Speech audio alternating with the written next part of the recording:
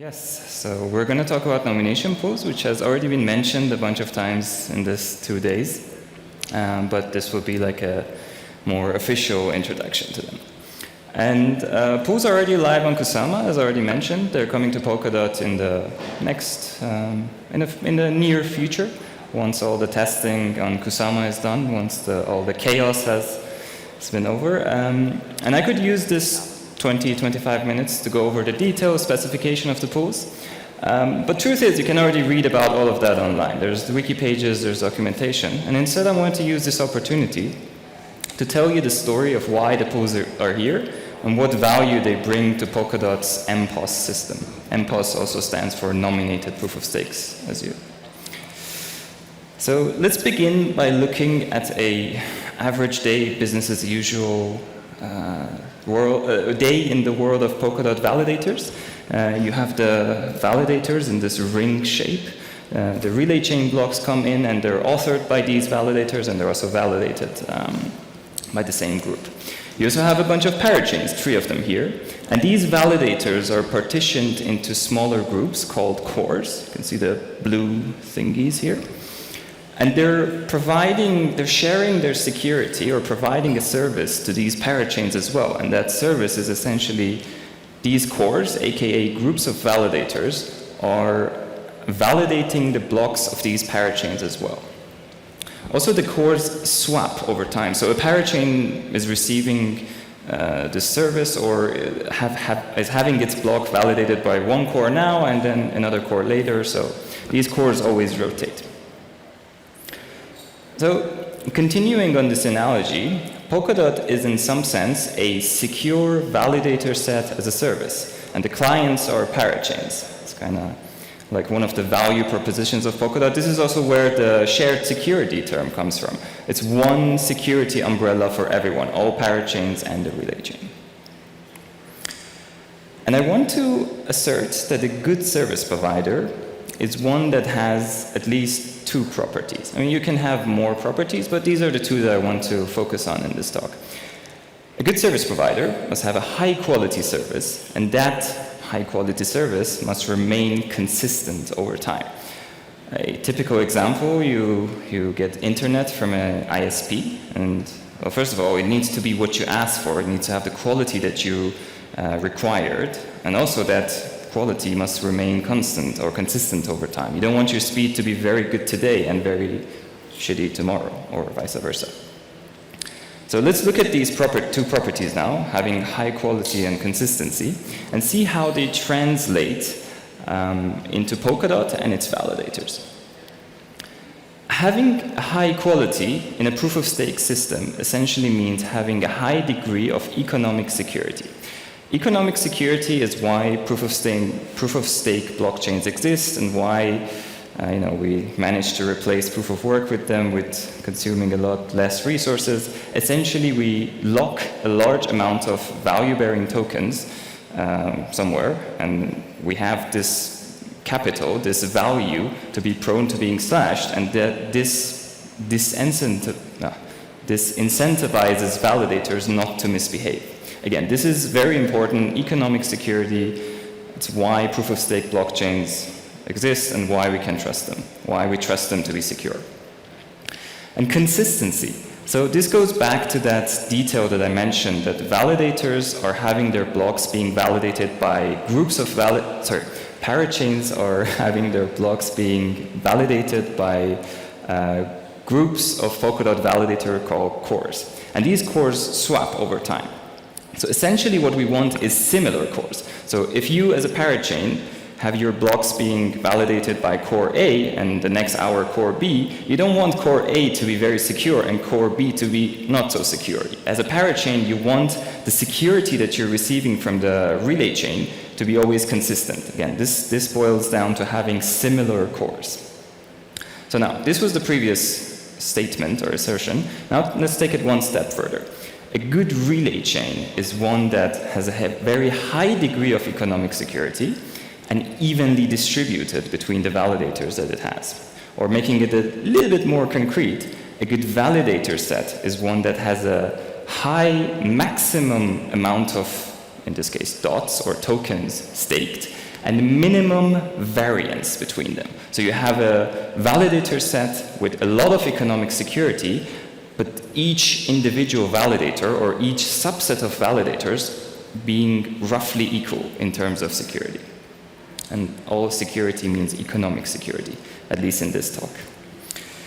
So, NPoS, the nominated proof-of-stake system of Polkadot, it's doing a bunch of things, handling slashes, rewards, blah, blah, blah. But one of its tasks is to find and elect a validator set that has these properties. And let's look at an example to see how it does it. So you have, for example, in this case, 3 nominators, Alice, Bob, and Eve, and they each have a certain amount of dots. You also have 3 validators, and you want to select 2 out of these set of 3 validators. So you want to select 2 out of 3 here. And these dashed lines are basically the nomination intentions that Alice, Bob, and Eve set. It's their nominate transaction, essentially. And now we want to find the answer. We want to find the better 2 validators. And how do you go about doing that? So here's one rather random example in which I distributed the stake of Alice, Bob, and Eve as shown in the dashed lines. I hope you can see it. But long story short, validator 1 and validator 2 are the ones who receive more stakes. So kind of intuitively, we want to select these 2. But here's another distribution in which the outcome is different. You have validator 2 and validator 3 receiving more stake, in total 15 and 13. And not only the validators that we selected are different here, the more important detail is that these properties that I talked about, for example, having the total amount of log stake is also different. In the first green outcome, we had 35, whereas in the purple, it's purple, the purple one, we had 28.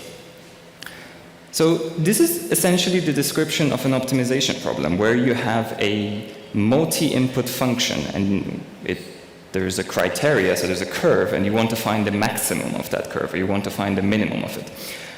I don't want to get into the details, but it's a very hard problem to solve, both in theory and practice. And in practice, it gets particularly worse because we're in a resource-constrained environment like a blockchain.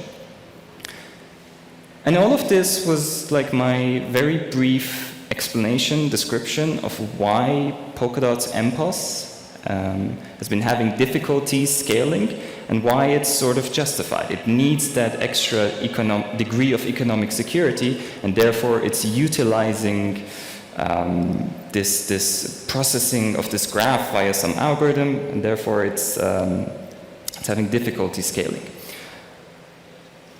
And it's also worth mentioning that the NPoS system has grown multiple times. Like for those of you who have been around, like 2 years ago, Polkadot could only onboard 5,000–6,000 nominators. At some point, this went up to like 30,000. At some point, it went a little bit too much, and things broke a little. Now it's stabilized around like 20–25,000. But the point is that processing that NPoS graph, that I walked over, and coming up with an optimal solution out of it is an inherently difficult task to scale, especially if you want to scale it indefinitely. So this brings me to nomination pools, which is a scaling solution to the problems that I just talked about. So we have this similar setup, some nominators and some validators. And the main idea behind pools is that it's difficult to increase the number of nominators that the system can have, but it's very easy, or rather trivial, to group the ones that have the same opinion together and make them seen as one nominator. So essentially, the rest of the system sees this as 3 nominators, whereas the third one is actually a pool that can be composed of 1,000 pool members with the same opinion. I think it's worth emphasizing that pools are not a new type of staking. It's actually a scaling solution on top of the already existing one. Okay, no, I had more to say here. So some of the details of the pool, which I said I don't want to spend the whole talk talking about them, but I think they're worth mentioning, is that Because I mentioned that pools are the same underlying staking activity, it's also the natural consequence of that the amount of reward and slashing that the pool members are subject to is essentially the same. So I guess TLDR, same rewards that can be earned by joining a pool as being a nominator. More importantly, unlike the number of nominators, which is limited in Polkadot, the number of pools that can exist, and more importantly, or most importantly, the number of members per pool is, as far as practicality is concerned, unbounded. The governance of any chain, or Polkadot or Kusama in this case, could decide to put a cap here if they wish to, but unlike nominators, there is no technical bound here. And I think the last noteworthy detail is that the pools have different roles, which are different accounts that can control that pool, basically. So you delegate to you join a pool, and that pool has a specific account which is declared as the nominator of that pool. And this flexibility essentially allows for more types of, let's call it, trustless, decentralized, collateralized staking, or collective staking. So in the current model, if you want to literally join the opinion of an existing nominator, you only have the option of giving them your fund. Whereas now, if this is a pool, you can actually join it, and you can, without needing to trust that other person, only trust their nomination opinion, not give them actually your fund. Or you can have more interesting use cases. Like there's one example that I've been saying to people in the last 2 days, and I find it interesting. You can have a pool which has a nominator account, okay, the account that controls the nomination of that pool, be an account that's controlled by a DAO that lives in a smart contract parachain, and it does its business via XCM. This is another example. Yeah, so long story short, pools also bring more flexibility for types of collective staking. So to put it into perspective and compare it with normal nomination again, creating a new nominator now is like creating a unique new opinion. Well, it doesn't need to be unique, but you have the option to create a unique new opinion about the state of the validator set, or assert your opinion about who the good validators are and who should be selected. Whereas being a pool member is essentially like joining an existing opinion. And creating a new opinion, being a nominator, is bounded, more expensive, but joining an existing opinion is unbounded, cheaper, easier to do. So I think the first half of my talk was essentially about these two conflicting criteria. On one hand, you want scalability. On the other hand, you want a lot of economic security. And again, the first half of my talk basically put these 2 points on the graph, that the existing proof of NPoS of Polkadot is very secure in terms of economic security, but has trouble scaling. Whereas the existing, I put it here as like X asterisk POS, as in like any other POS, but I don't actually mean any other proof-of-stake system. I mean easier proof-of-stake systems cannot achieve the same degree of economic security, namely because they don't process all the nomination intentions like Polkadot does, but they have an easier time scaling. And with pools, we're basically targeting to have the best of both. It brings the economic security that Polkadot's original NPoS could deliver and blends it with the scalability of a very simple, flexible, easy proof-of-stake system, or at least allows for both of them to exist. Depending on how much of the stake in Polkadot goes to actual nomination and how much of the stake goes to pool, this line is a simplification. Then this NPoS plus pools might change a little bit, like it become a little bit less secure or be a little bit more secure, but you're basically allowing these two properties to blend together, and both of them exist. And lastly, I want to emphasize that this is not the end about scaling Polkadot NPoS as it is. It has been an incredible journey so far. It's been a very challenging task. We're essentially solving a NP hard problem on-chain. Or actually in the current system, we're solving it off-chain, but we're still verifying the solution on-chain.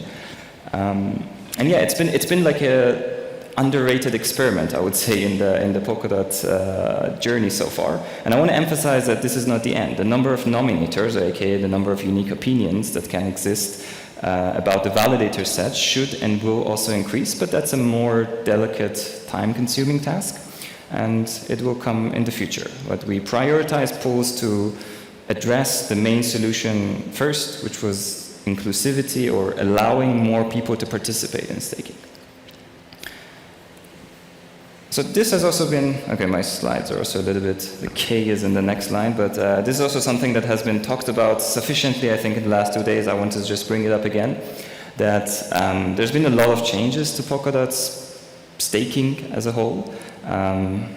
There's more to come, as I emphasized. So we wanted to create one domain to make it the entry point for everything staking related, and the dashboard that was already talked about, the algorithm that was talked about yesterday. We have a monthly newsletter about staking, and many more resources will be from now on in staking.polkadot.network. It's under construction, but there's already a few links to the existing things in it. And yeah, that's it. Thank you. I'm happy to take questions.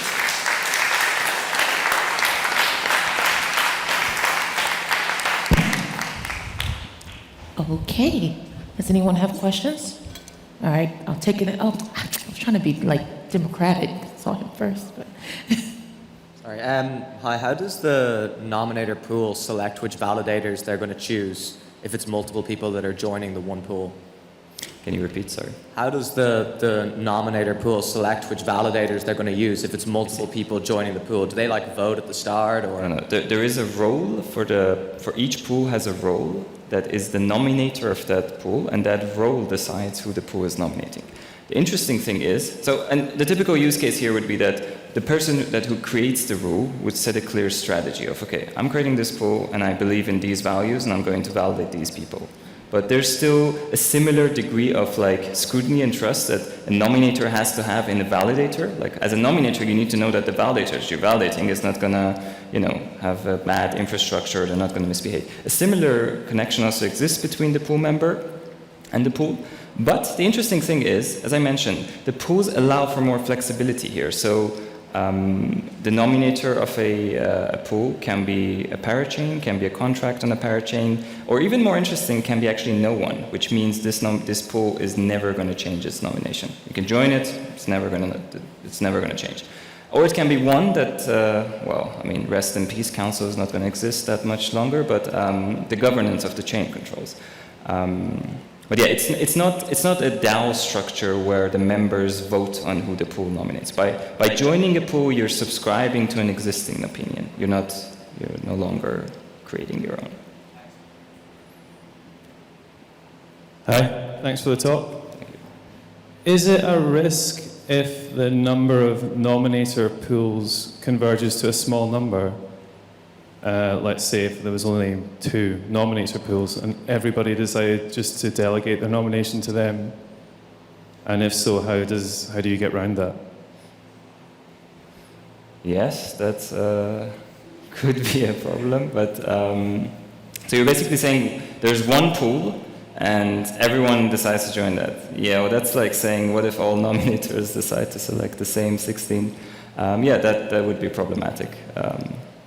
I'm thinking of if there's there's clearly incentives. Maybe I didn't talk about this. So in the early version, or in the first implementation, we actually didn't include any commissions in the pool.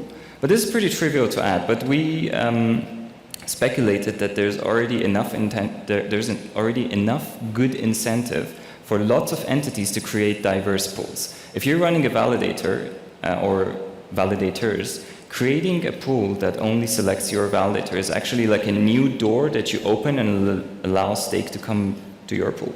So while I guess I can't prove otherwise, I strongly think that there will be incentives for people to create more diverse pools and not everyone going to just the one.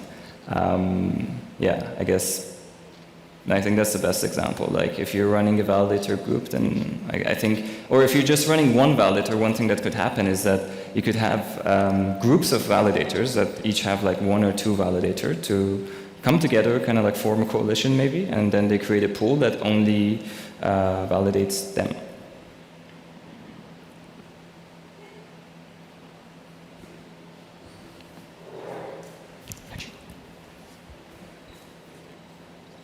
Hi, and thank you for the presentation. It was really interesting. I was wondering, do you have any plans to promote to nominators the usage of the pools? Because as you said, it's much more scalable.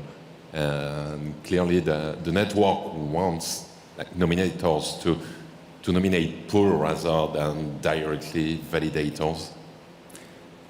It's the same problem as before. Sorry, the speakers are that. Can you say a bit louder? Oh, I'm sorry, can you hear? Yeah. Yeah, I was just asking, do you have any plans to promote pools more than direct validators? As you say, it's much more scalable. Yeah.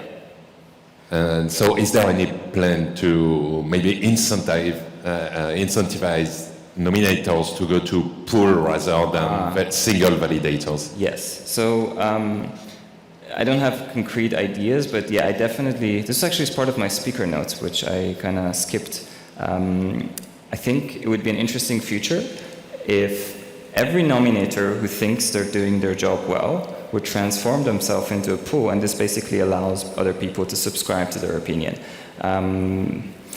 This currently has no reason not to be done, I guess. But as I said, there's no extra commission for being a pool operator at the moment. But yeah, this is definitely a plausible future. And it definitely makes the most sense. Like, I guess in some way, the ideal, or one ideal scenario would be that there is no individual nominators, there's only pools. And this is kind of like, there's like 20, 30, 40,000 opinions, and you choose which one you want to join. Kind of like a, I don't know, multi-party parliament system, but lots of parties, more like, you know, a few thousand parties, and you vote for one of them. Yeah, that's an interesting observation. It's something that I hope will happen, and we will try to create incentives for it, if need be. Hey, Kian, thanks for the talk. So recently, the Kusama pools, currently there are like 64. Yeah. And there's been like a proposal to, I think, like lower the amount of like nominees there could be in there or something, or the pools are capped, but doesn't like the staking pools now add the same like limitation as like nominations, as that would increase? That's also like, again, another limit that you would hit. So the pools have a minimum join bond, but again, this is only for like the sake of allowing it to be set. Doesn't mean that it should be set. There's no practical limit on the number of pools or the number of members per pool. That's yeah, kind of like period. But you can set a limit if you want. For example, let me explain the reason that there's a limit now on Kusama. So the pools are in Kusama as like an early stage beta in some way. And we guess that if there is a bug, if there is an issue, we need to then migrate the data of the pools, for example, to a new format that doesn't include that pool. And guess what? That actually has happened. So it kind of paid out to have a limited number of pools and a limited number of members per pool in Kusama. But this is, even if these limits exist, they're only there to make bug fixes easier, and practically there is no limit. Yeah. Unrelated, but I want to maybe, okay. One more quick note about the differences of the pools. Unlike staking, in pools you claim your rewards yourself as well. Because this is also by design, because we anticipate a lot of people who want to join the pools with very small amounts of stake, and it doesn't make sense for them to be paid out every day, every 2 days or something, because a portion of that reward is going to be the transaction fee. So you basically can join a pool and claim your reward after 2 years if you want. I just wanted to add an answer to your question with everybody going into one pool. That would basically mean that these 16 validators would have a huge amount of stake that would create enormous incentive to create a second pool, which nominates other validators, and by actually joining this pool you could increase your rewards like crazy. And so there's this factor that there's no economic incentive to join that pool actually anymore. And there's more detail to that as well, which, again, I mean, it's hard to squeeze into 20 minutes. I mentioned that, for example, the chain, when it wants to select validators, it has some criteria that it prefers. For example, more total stake, less variance. And if the chain ever moves toward like 16 validators having a lot more stake, then the chain will be open to receiving another validator set as like a solution to that graph that I showed, which has a more even distribution. So there are lots of mechanisms to prevent this either in pools or in direct nomination, because the risks that you explained exist in both layers, basically. Thanks, Ken. I really enjoyed the talk, especially the optimization problem. I was just curious, is there any, thoughts around, or is the problem around infrastructure quality when it comes to choosing these validators? Is it a qualitative problem, or is other ways we can quantitatively look at it? Yeah, I think that's more something that yesterday's talk would maybe cover. Infrastructure quality. Well, there is now one quantitative way to know a little bit about the infrastructure quality of validators that you choose. As far as I know, the amount of rewards that validator earn, like points for parachain block authoring, has a pretty high correlation, for example, with their network bandwidth. Otherwise, for day-to-day stuff, there is this unfortunate fact that there is not a lot of benefit in running a very good machine as your hardware. And you can maybe get away with running a rather weaker one. I don't have a really good answer to that, actually. If you want a quantitative measure. Oh, one last question, and then we're going to wrap it up. Just here. Ooh.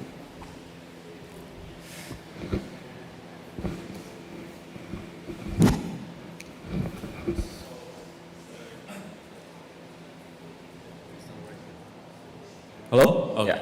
Yeah. So we were previously operating the liquid staking on Kura, and we're hitting limitations that one nominator can only nominate up to 24 validators. That is one of the limiting factors. So I think the same limitation applies to nomination pool. So that means it effectively capped the number of total staking can have in a single pool. Is that right? Can you, sorry. So basically, in order to maximize the return, you don't want to overstake for each individual validators. So for example, Kusama right now, the average staking for each validator is something like 4,000 KSM. Yeah. So with only up to 24 nominations, then the maximum is 24 times 4,000. Anything more than that would be less rewarding. So you will have this kind of cap, and they will probably limit the nomination pools. So this would actually be kind of like a natural incentive for a pool to not grow too large, because it wouldn't be able to yield as much staking reward as it would if it were more diverse. So